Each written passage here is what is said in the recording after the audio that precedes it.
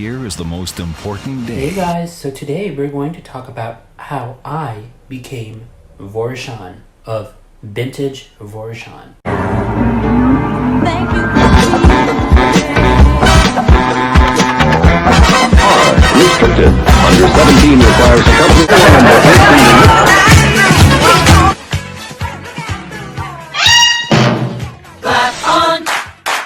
Okay guys, so actually I was born with the name 𝗲𝗏𝗡, but somehow around preschool through all my life, basically up until high school, and even a few years after, I was known as 𝗲𝗏𝗥𝗢𝗖𝗞 because I added that silent K sound. For some reason I wanted to be unique, 𝗲𝗲𝗥𝗢𝗖𝗞-𝗲𝗎𝗡, as if that wasn't unique and culturally complex enough to the eye of most American kids growing up.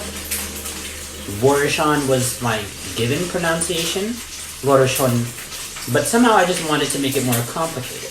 And people who went to elementary school, middle school, and high school with me, and even some years after that, they just called me 𝗲𝗏𝗥𝗢𝗖𝗞. So I've always been into East meets West art forms, whether it's Chinese American, Japanese American, or Thai American specifically, which I grew up not really seeing on the screen. You know, it would be a rare occasion to see a Thai American on TV, or somebody who at least had some Thai lineage in their DNA.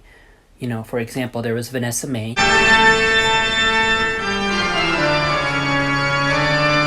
the violinist who I actually saw a lot of growing up in the 90s.